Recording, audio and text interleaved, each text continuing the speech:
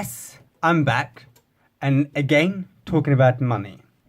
Now, I've been talking too much about savings, and I've been too much saving in the context of money. Obviously, is a great thing, and I really want you to take those things on board. But the other thing I also want to say is, in order for you to get more money, in order for you to work hard and pay your bills, you also have to think about yourself. And yourself, in this case, means how do you make sure you have a better way of thinking? Now, there are 5 ways, according to Mind Mental Health Charity, 5 ways you can think about your well being. First is, I would say, connect. There is a strong evidence shows that feeling close to and being valued by other people is fundamental human need and one that contributes to functioning well in the world. So, what you should be doing, talk to someone instead of sending an email. Speak to someone new. Ask how someone's weekend was really and listen to what they say. It takes 5 minutes aside to really get to know. So do connect. That will make a huge difference. The other thing is, for your well-being, is be active.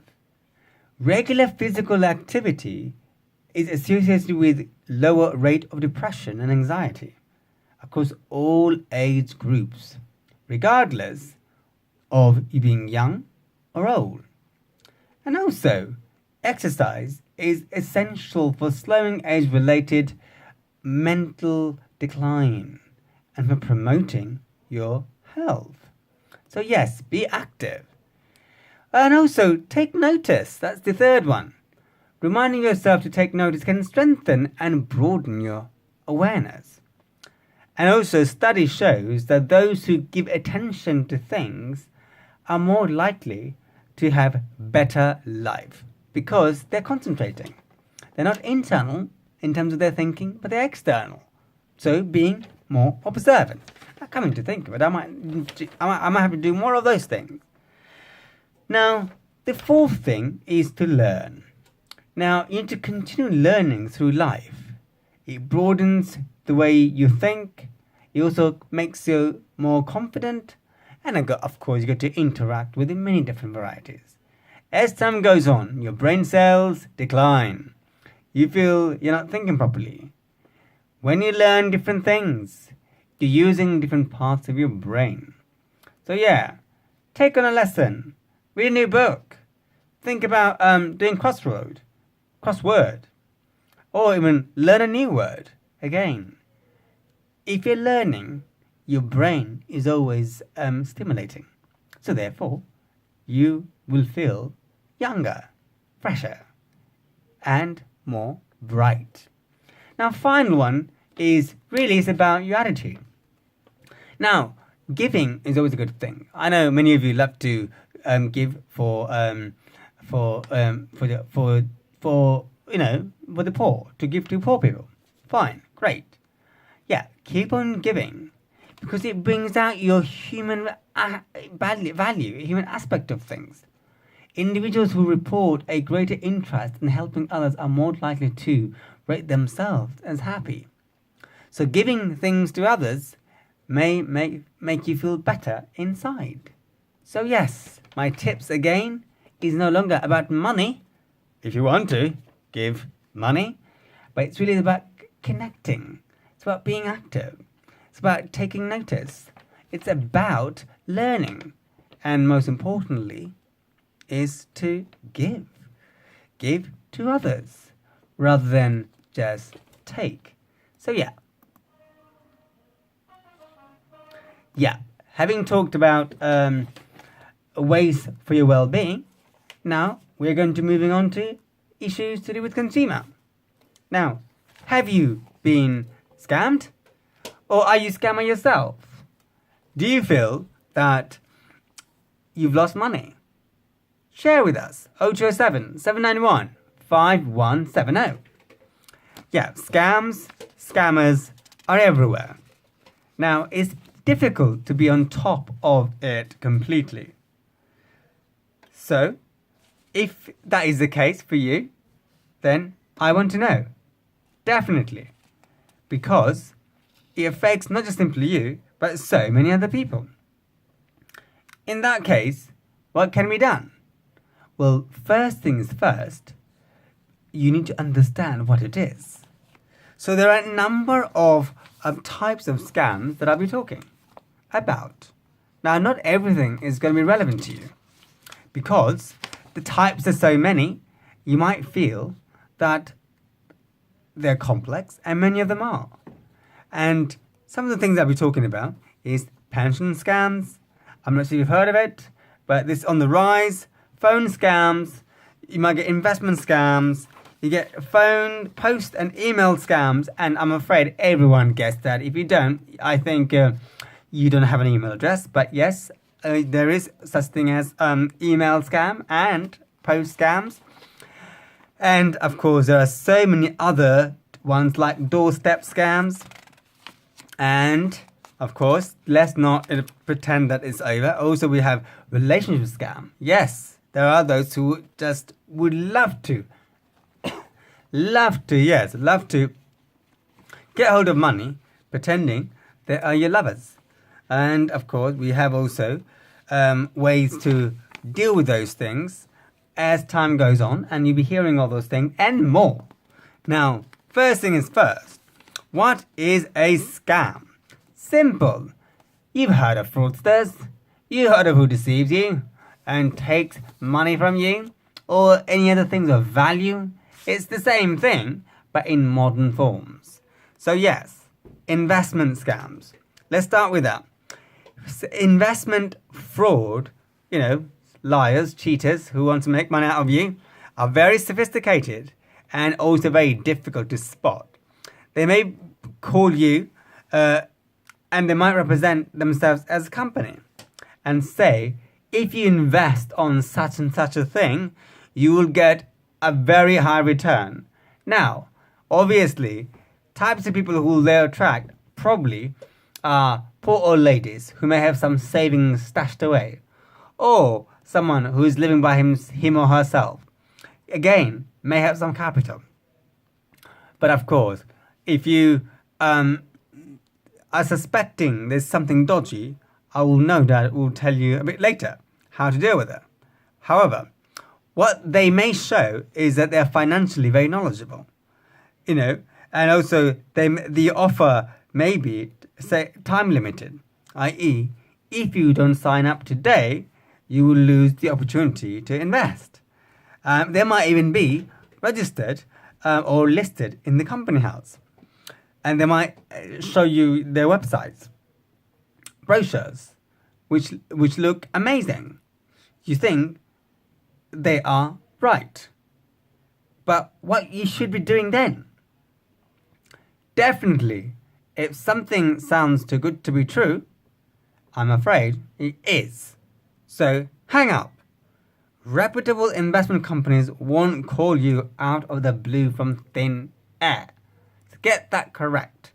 The other, always get an impartial, yes, impartial, independent financial or legal advice before making an investment. Because you need to know what kind of investment it is. You need to know what you're getting yourself into. You need to know whether it's a perfect option for you. Even a financial advisor who's an expert also get things wrong. However, even to keep a check on the financial advisor, you need to ask questions. Now, financial advisor who's impartial is different from an investment scam. Don't forget, their intention is to fraudulently steal money from you. So yes, Financial Conduct Authority, who's the regulator, it has a hub, Scam Smart Hub, which has more information on investment scams. Keep an eye, and you never know, you might learn a lot about scammers. Instead of being a victim, you can deal with it as it arises. The other one is pension scams. Yes, pension scam. If you have a pension pot, you can now access some or all of the money as you know, current government has given permission for you to access your savings on your pension.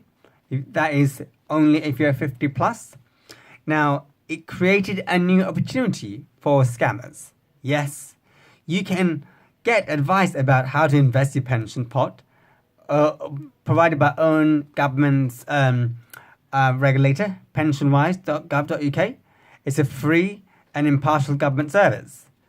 But what the scammers might do is contact you unexpectedly. Yes, without you knowing it. By phone, by text, by email.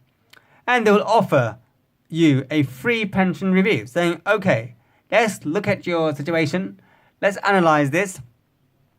Or they might even say, okay, you can do a one-off investment. And if you duped into it, you might find that you're seriously in trouble.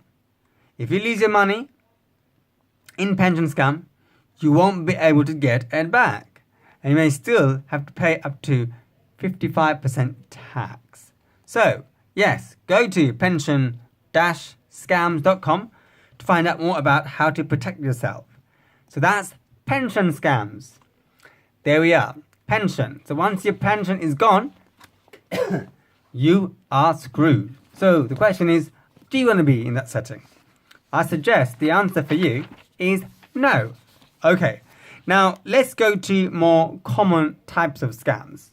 And that is phone scams. You've heard of that. People phones you and regularly.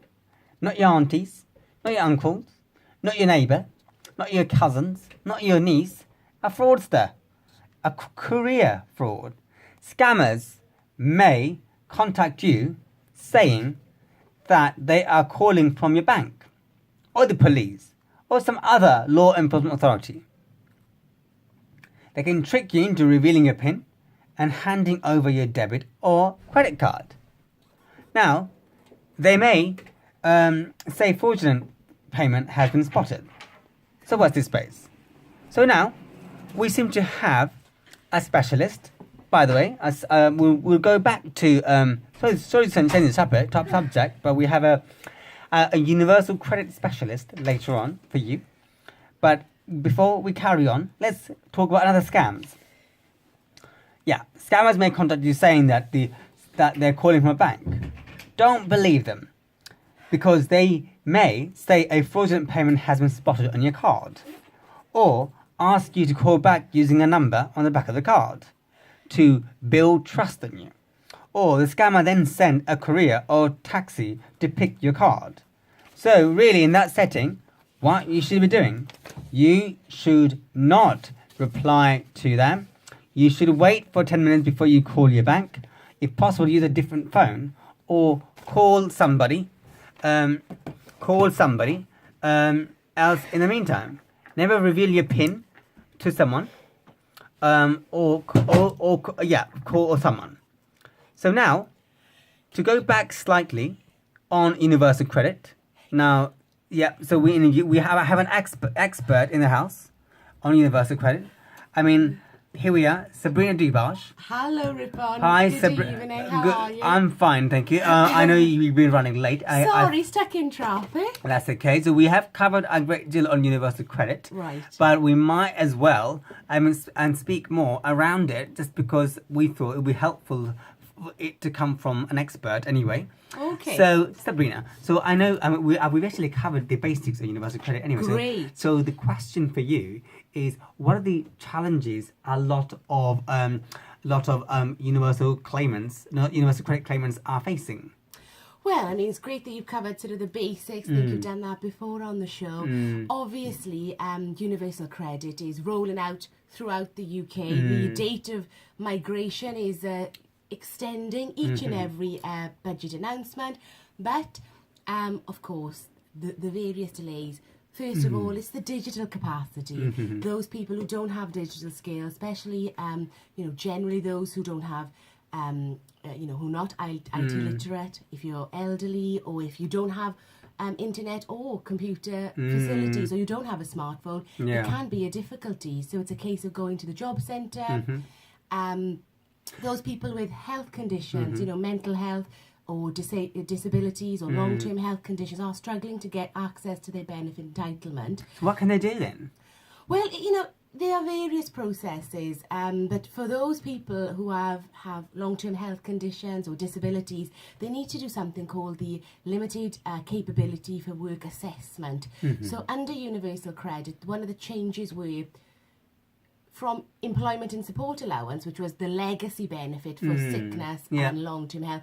Universal Credit has replaced that, and they also got rid of there's two stages, they've said, under ESA. One is you have limited capability for work, it's quite difficult for me to look for work and do work. The other one is the limited capability for work-related activity. That's more of, I'm really struggling, and I probably won't be able to in now or indefinitely ever be able to work or look for work.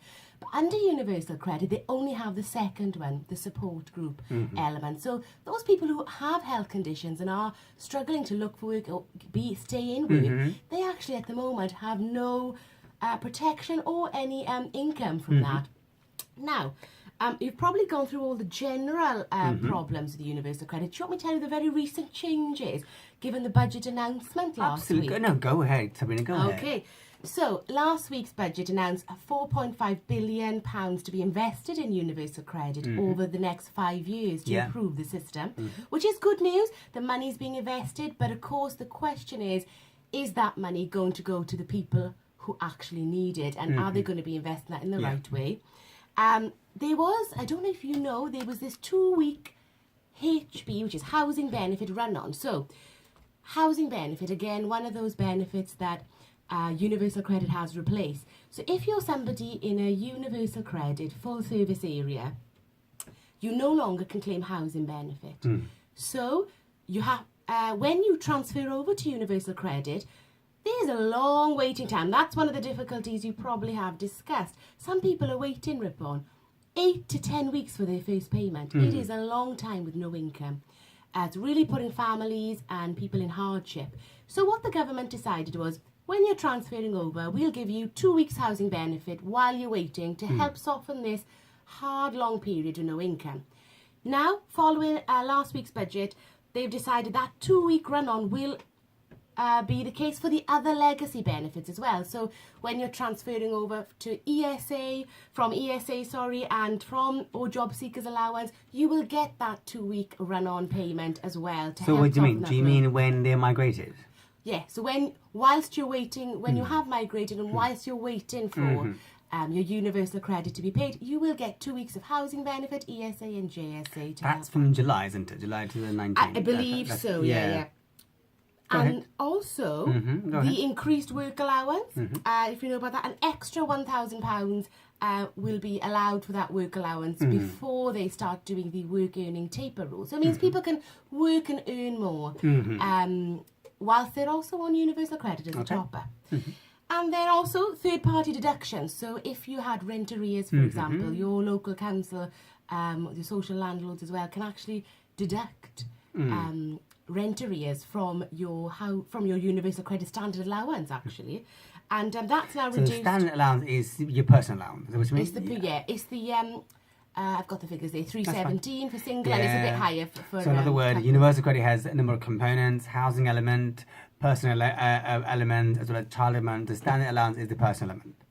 The standard allowance is your personal allowance for you to use to live on, really, and it's a very it's a controversial amount because a lot of people are saying, how can you live on that limited income? You know, it's not just food and maintenance, it's electricity, gas. But can't they do that now? From your JSA, they deduct money from your benefit. They can do that now, yeah. But what the government did last week was announce that it will be reduced from 40% maximum reduction to 30%. Because 40% is such a high amount. It's quite, quite a, what's the word? It's quite a harsh system if you're taking 40% of somebody's standard allowance from them.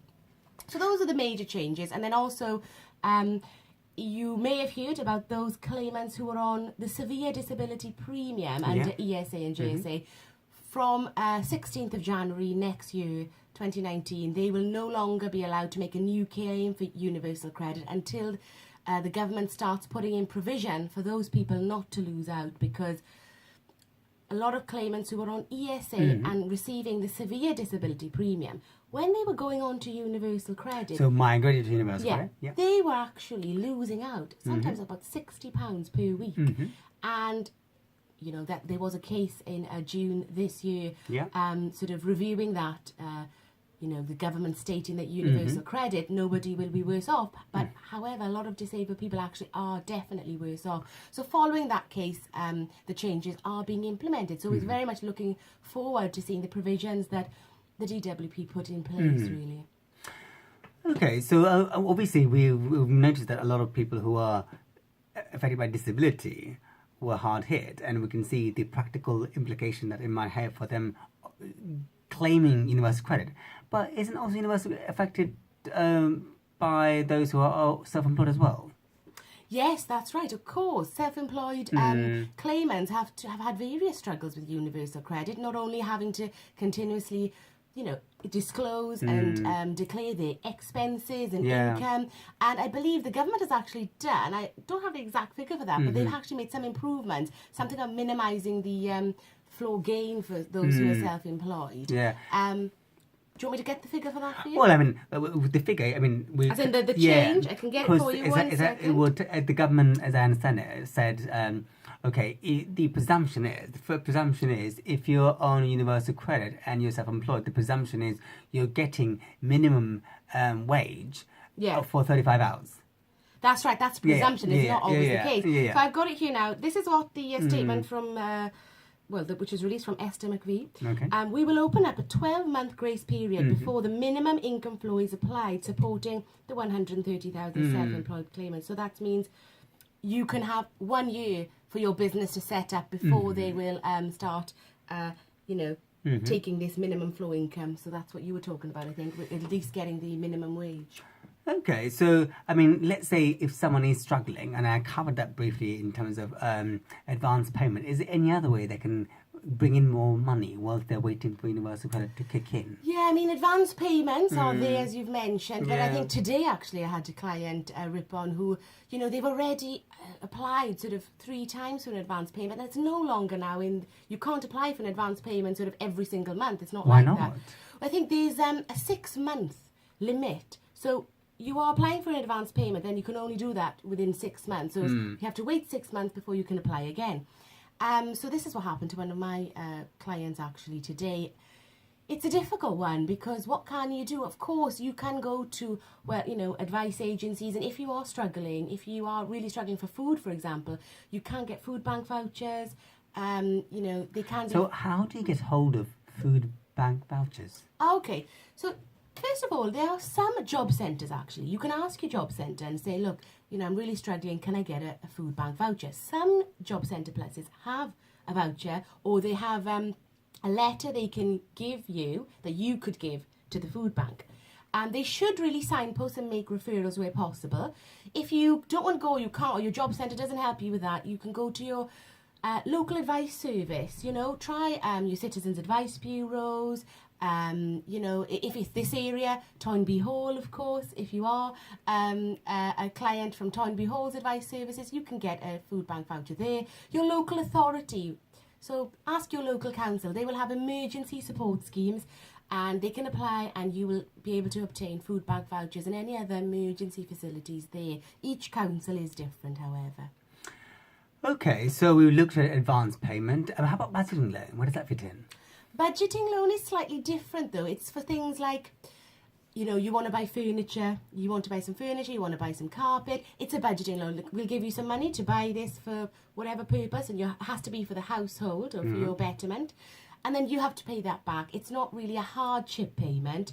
A hardship payment, something else. It is, as the term says, when you're in hardship, you might have, usually if you're subject to a sanction, you would be eligible for a hardship payment. And obviously, they are not just payments, they are loans. You do have to pay them back in the same way as you do an advance payment. So both get deducted from your benefit. That's when right. you get the benefit.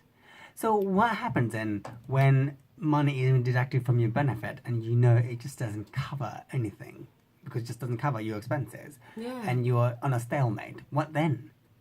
Exactly, and this is the situation I think that a lot of people, not just on universal credit, other benefits we're experiencing. I mean, it's even worse with universal credit because of all these cuts we're saying, how, you know, those who are unwell or disabled are already receiving less. So it's a case of just managing with this very short budget. That's why a benefit check is really important, because there may be other benefits or other facilities you may be entitled to. So definitely go to your advice service, get a check, because you need to maximise your income in the best way possible. Budgeting, it's very difficult. I guess you're an expert on that, Ripon. Budgeting, debt. What advice would you say for budgeting? I mean, it's a tough one, isn't it? I mean, budgeting, I mean, even to budget, I mean, you still need something to play with. I mean, if there's nothing to play with, it's quite difficult. But of course, I mean, if you know that in the future you are going to have to apply for universal credit, then I suggest you start thinking about it now. Exactly. I'm afraid I can help as much as I could, but if there's nothing there, it's quite a difficult one to do. But however, let's not forget, for some people, yes, universal credit is a problem that may be causing rent arrears, but for others, let's be honest, there are other issues too. Council tax arrears, loans, credit card. Now, should you be paying your credit cards and your loans whilst you've got rent arrears on the way? I'm afraid then we're talking about something quite else. So then, yes, it's, you know, universal credit is causing a bit of problem. But if the money is being allocated insufficiently and in an disorganized way, we have to think about how to allocate money properly. And first priority, no doubt, and Sabrina, I expect you to agree with me, is going to be on your rent and your arrears. Of course. I mean, you know, I think most land, you know, no one really wants to evict anybody. Absolutely. So you do want, if you've got families as well, it is paramount. Keep that roof over your head. Absolutely. And I find that, you know, particularly with social landlords as well, they can really, you know, talk to the rent officers. Say, look, I'm having this struggle. Can I pay? I'm paying something. Better to pay something than nothing. Yeah. Even if you pay sort of like, you know, £100, let's say, 2 weeks into the month, and then the rest at the end of the month. They can be, you know, leverages that they should make. And even if it's a very small amount per week, like £5 or less than £5 a week, it's still better to reduce your arrears than not at all. Well, Sabrina, before we come to an end, what's the last thing you want to say to your listeners? Thank you very much for listening. Sorry I was late, but thank you for having me, Ripon, and inviting me once again. And I'm sure it was a very great show. Well, thank you very much, and hope you can join me next week. Oh my God! Sorry I was late. Oh, don't worry about it. At least I had a little 10-minute thing. Yeah.